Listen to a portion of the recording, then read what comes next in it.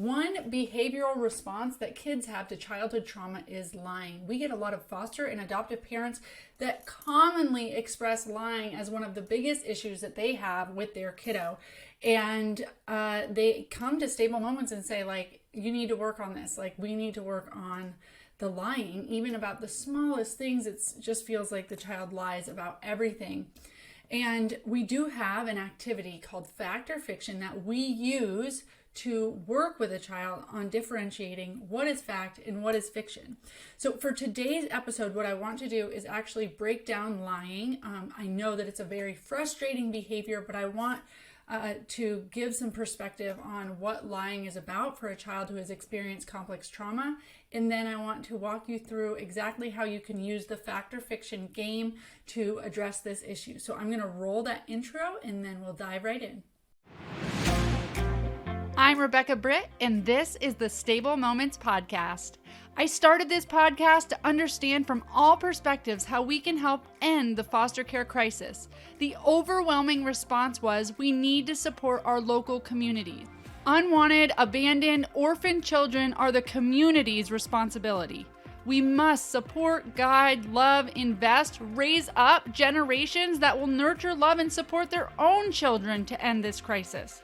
So the purpose of this podcast is to build an army of people that are interested and willing to take responsibility of our foster youth and who are supportive of foster and adoptive families. This is the on-ramp for people who want to get involved but might not know where to start. I want this to be a place where community members feel like they can make a difference, where they feel good enough to make that difference, and believe that they can be a big deal in the life of a child. Thanks for being part of our community, and make sure to join the conversation in the Stable Moments podcast Facebook group. Together, we can end the foster care crisis. First, let's dive into why some children with complex trauma lie. One significant factor is the role that lying plays in their coping mechanisms. Lying is a great coping mechanism for a lot of issues that result from complex trauma. For many of these kids, lying becomes a survival strategy, and it might help them avoid punishment, maintain some sense of control, or protect themselves from potential harm. So I'm going to go through some of the reasons why kids might lie, just so that you can understand where they're coming from when they're telling lies, because it can be super frustrating when you're like, that's not the truth. Like, it could be something that's so small and you're getting onto them for lying, but they are doing it for a much deeper root survival reason. And then they feel even worse about themselves or even more shameful because they're like, they know they're lying, but they don't know why. So if we can know why, then we can help meet them where they're at. So the first reason might just because a loss of trust. So if a child has experienced repeated betrayal or neglect and they can't rely on adults to do what they're supposed to do or do what they say they're going to do, then they might have a defense mechanism of lying because they can't trust this person anyway, so they don't want to tell that person the truth. They have a fear of consequences. So it might just be like, let's say a kid's in a foster home or adoptive home and you come in and you just say, oh, did you turn the TV on? Now, in their home of origin, that could have gotten them in big trouble or hurt even. So they might just lie like, no, I didn't do anything. It might just be like a instinctual knee-jerk reaction to just say, no, I didn't do it, or make up a story about who did it or how, the TV actually just turned on its own. I don't know how to do it. Or somebody came into the house and turned the TV on. And it's this big story, but it's because they're nervous that you're going to be mad at them or that they're going to be in trouble if they say, yeah, I did turn it on. Okay. So being able to speak to that, like, oh, are you nervous to tell me because you're afraid I might get upset? Because I won't. I was actually just asking a question, and really retraining them of like, you're safe here. Okay. Another reason kids might lie is they literally don't know the truth, meaning maybe they dissociated. So I used to work with a kid on my caseload that would go and have dissociative sessions. One time he went into the public bathroom at the school and ripped everything up. Like, he was completely dysregulated. Something had happened in class where they kept asking him to sit still, sit still, sit still. He couldn't sit still. And so he took a walk, went to the bathroom, tore everything up, ripped up all the, feminine pads, ripped up all the toilet paper, kind of destroyed the bathroom. And then he came out, and when another teacher went in, they realized what he did. Then he was put in a planning room, and he was asked, why did you do this? Why did you rip up the bathroom? Why did you destroy the bathroom? This is destruction of school property, and it's not okay. And he said, I didn't do that. I don't know what you're talking about. I didn't do that. So he was so dysregulated by the time he went in the bathroom that he probably doesn't even know that he did do that. He was in such a state that he was just like trying to regulate his body and acting out in a way to regulate his body that he doesn't remember doing it. He had completely dissociated at that point. So to sit there and keep asking him, like, you did do it, you were the one in there, you did it, and seeing that as lying isn't helpful. Speaking to his regulation and need for regulation would be more helpful in that instance. There also might be a situation where they have created a story or they have a skewed reality. I had a kid on my caseload that he always was telling everybody that he had a cat. And his adoptive parents were like, we don't have a cat. He needs to stop telling people about this cat. We don't have one. People ask about it all the time because he tells everyone that we have a cat. He tells people he needs to get home to his cat. He doesn't have a cat. And what we found out through a lot of therapy was actually that his mom had locked him in closets for very long periods of time and had hurt him. And while he was alone in these closets, he created a cat that hung out with him and that he could pet and could comfort him. And so to him, this cat was very real, and it was the thing that helped him survive the hours and hours and hours that he would be left in this closet. So he took that cat with him to his foster placements and to his adoptive home, and that cat was really important to him. So just think, if this is his like imaginary cat that's super real to him and that keeps him safe and keeps him comforted, if we just keep saying, why are you lying? We don't have a cat. There's no cat. So that's like a skewed reality. He has created a reality to keep him safe and keep him comfortable. And to him, it's very real, even though tangibly there's no cat. Okay.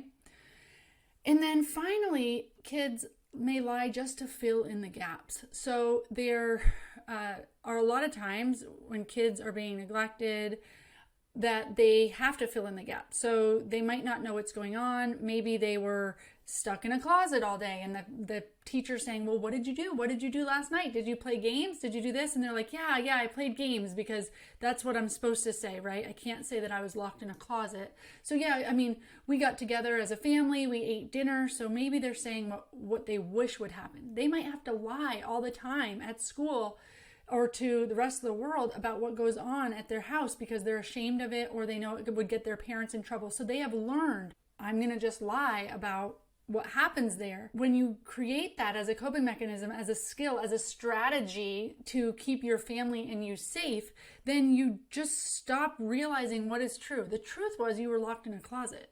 But you don't say that. You go to school every single day saying what did happen and how you played with your dad and you played catch and it was all these great things. Okay, so let's say you do that all the time. Let's say you do that all the time while you're going through elementary school. You are always making up good stories about your family. And now you are in your adoptive home and you can't shut that off. So you just make up things all the time. This is like the big storytelling type of lying that we see. So I used to have a girl that just like, she would see a fire truck and she would, for the next 10 minutes, we were talking about where the fire truck was going and that there was a family, there was a fire, there were two kids that needed to get out from the, top story and they were having a hard time getting out. And we would see a plane later and it was like, oh, they're headed to that fire. None of that was true. Okay. We knew none of that from the fire truck that just passed us while we were driving, but she only knew how to make up a whole story.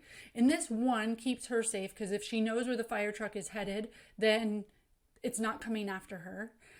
If she knows what's happening, then she has some security and some safety, but also she has honed this skill of telling really great stories of exactly what happened, so that when people ask her questions like they did about her family or what's going on at her house, she has the right story to tell. So it's a skill that she has learned, but she can't unlearn it very well.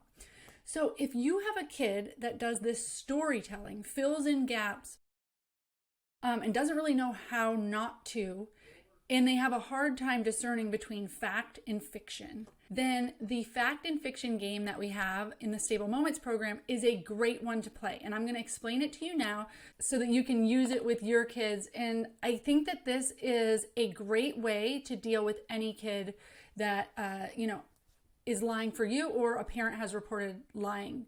Now, one thing I do is I change the language. So if a parent says my kid's a liar, or, they just continue to lie, I usually say that, I write the challenge statement as like the child struggles with truth telling because their ideas are not based in reality or something, so that it isn't so much like you're a liar, but that we are calling out the coping mechanism that is playing out. Fact or fiction, what does that look like? So you might have a kid that is, let's say they come to the program. You can literally choose anywhere. Let's say you're in a hallway. Let's say you're out in a pasture. Let's say that you're in a field, wherever. Go find something that you can observe, okay? So it might be a bunch of horses, okay? It might be, if you're in a school, it might be the janitor is cleaning up after school, and you can just watch the scenario. And all you have to say to the kid is, tell me what you see. All right, tell me what you see. So the child may describe it exactly how it is, like, oh, that janitor is putting trash in the trash bin, or mopping the floors or something. Likely they will add some flavor to that, because now you've put them on the spot. So understand, just saying to them, tell me what you see, might be anxiety provoking right there, because you're saying like, do something, and they're like, I must have the right answer. So if they freeze for whatever reason, you can say, would you like me to help? And then you can kind of say what you see and try to stick to just the facts. Or you could even tell a story. You could say, oh, this janitor is mopping and he seems really mad. I'm sure his wife forgot to make him a sandwich. You can go on with your big story that you would tell if you notice that the kid is having a really hard time coming up with what they see. But if you can, start with them and just say, tell me what you see. So we used to see this at the Stable Moments program, where they go, there's a black horse and a white horse, and they're mad because nobody gave them food today. Okay? And then you use this opportunity, whatever story they tell, you use this opportunity to get curious. So you say, oh, wow, what I see is a black horse and a white horse. How do we know that they're mad? Is that fact or fiction that they're mad? And then you have to remember here that kids are used to filling in the blanks. So being able to say what's fact and what's fiction. I see a janitor mopping a floor. How can we tell that he's mad? Is the mad part something we came up with, or is the mad part something you can tell? So they might say, well, I know he's mad because the way he's doing it, which this is really cool to watch, because it might just be that he is hastily mopping the floor because he wants to get his job done and he wants to go home, and he's good at, he's he's efficient. But they might see that hasty as like he's pissed, and he's ready to pop off. So really cool to see what kids interpret as mad, okay? And say, is that fact or fiction? You're supposed to go through each part of the story, and you basically, is that fact or fiction? So what's fact? Is there a janitor standing there? Is there a white horse and a black horse? Yes, fact. They're in front of us. Okay. Is he mad? Well, he's mopping really fast. Well, okay, really good observation. He is super fast. Do we ever do things super fast but we're not mad? Oh, we do? Okay, so maybe he's mad, but maybe he's also just really good at his job. Maybe if you're looking at the horses and you're like, well, one just stomped his foot.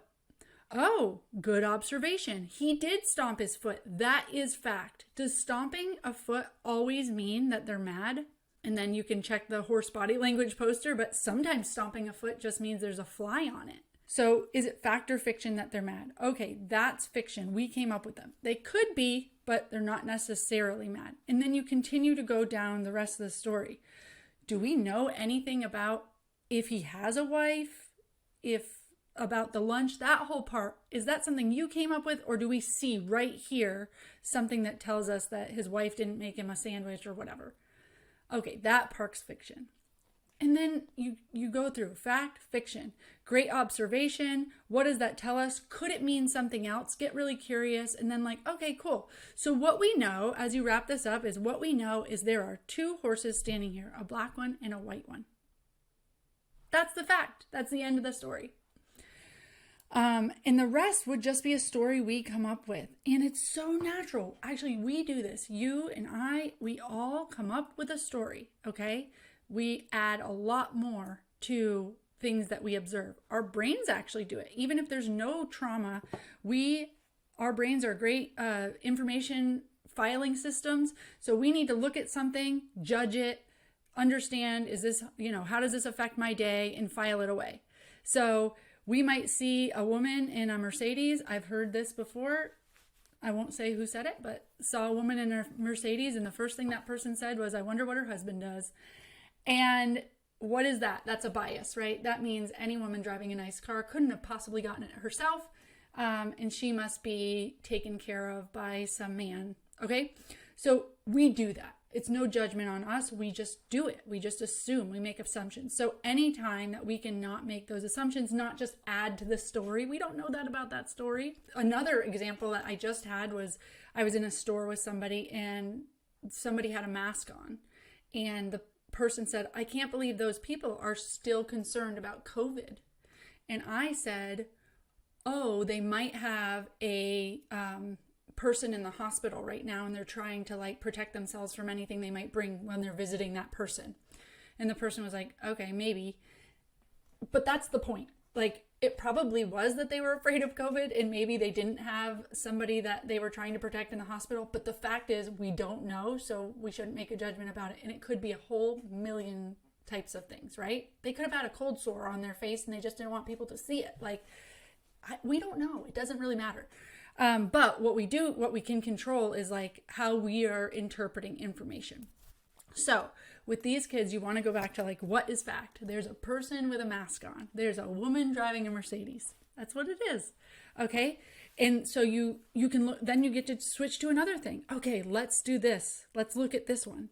So throughout your sessions with a kid, or throughout your days with a kid, choose this a bunch of times. Just go to a park, go, throughout your session, be let's pause real quick and see what we see. And this is a really fun way to connect, because rather than lying and, oh, is that true? I don't know if you did that. You can actually connect and get curious and build relationship in that way. I remember the same girl that did the fire trucks. She said, I was really helpful at school today. And I said, oh, you were great. What did you do? And she said, I fixed 24 computers. I was like, you fixed 24 computers? That is amazing. How did you fix them? And then she told me, and I said, okay, so this is not a situation where you're looking at something, but they've told you a big story that maybe you think isn't completely true. So then I said, okay, so tell me more about that. And of course, she had a harder time telling me about what she actually fixed. Okay, so the more detail you get, the harder it is for them to say that. And then I'm like, is maybe the part about you fixing the computers, is that fact or fiction? Because I believe that you were really helpful at school today. So I'm sure that's a fact. But the part about you fixing 24 computers, is that fact or is that fiction? And then because we've played this before and I've built rapport, and she knows fact and fiction isn't something that she's going to get in trouble about. She knows that we're just getting curious and we're trying to figure it out. She said, well, it wasn't 24 computers. I fixed one. And I was like, wow, just fixing one computer is a pretty helpful thing to do. It's a really great skill. How did you fix it? And I even said, because I have a computer that could use fixing. And I showed her my laptop, and she said, oh, well, this computer I fixed was a mouse. It had a mouse and it had a little roller ball in it. And I took the roller ball out and it dropped on the floor. and then I put the ball back in, and so I fixed it. And I'm like, well, that is great. So what really happened is she was sitting in computer class and she noticed that there was a roller ball. She started messing with it. The roller ball fell out and on the floor, and then she got the roller ball back and put it back in. Now I'm sure this whole time she felt like, oh my gosh, I just broke this mouse. Oh gosh, I don't know what's going to happen to me. I hope I don't get in trouble. And then when she realized that, okay, the roller ball is still on the floor, she put it back in, she shut it, and she fixed it, and everything seemed fine, and nobody noticed what she had done. I'm sure she was like, thank God nobody noticed that I just broke this computer. So her story was that she fixed 24 computers because she was so darn scared that she had broken one. That's the truth. And I'm not saying that you need to get to the root cause and you need to go like, oh my gosh, like, were you nervous that you might have broken that and that you might have gotten in trouble? Yeah, that makes sense. That's the truth of it. But to label this girl as saying she's so grandiose, she didn't help with anything, and she's just trying to take credit for and lying about fixing 24 computers, when the truth was she was afraid she broke one, but the fact that she got it back together made her super relieved, and then she didn't want anybody to know that she broke it to begin with, so she came up with a story that like she was actually really helpful that day and she wasn't bad, she was really good, she fixed so many computers, so that you will believe she's a good person of value. Like, that's where it comes down to, okay? So there's just so much that goes on behind these stories and these lies that it's just not helpful for us to come forward with, you're lying, that's not true, I need you to start telling the truth. It's not going to be a motivator for them. In fact, that pressure that they feel from having to tell the truth is probably going to have them try to come up with a story that's going to make you feel better, because it's what they know to do. So when they're in that they don't feel safe, they will want to lean on the coping mechanisms they know, and the coping mechanisms they know are to tell you what you want to hear, to come up with something that's not going to get them in trouble, and it rarely is going to be the truth, okay? So with us playing fact or fiction, it's just a fun, easy breezy, light way to interact with the storytelling and get to the bottom of really what did happen, where are they coming from. And the fiction part is fine. Like, wow, you're so good at telling stories, as long as we can kind of tell which part is the story and which part is the fact. I hope that that's helpful for you guys. We have that as a Stable Moments activity, but you can sprinkle that into your Stable Moments sessions like 3 times during the sessions, and you can tell parents that that is exactly how you work on lying, okay? And it's really just, reality has been really tough, and they have had to come up with their reality. They have had to come up with what people want to hear. So to tell them now that they need to just tell the truth really isn't fair to them. Hope that's helpful. I hope you guys enjoy this holiday season. Until next time.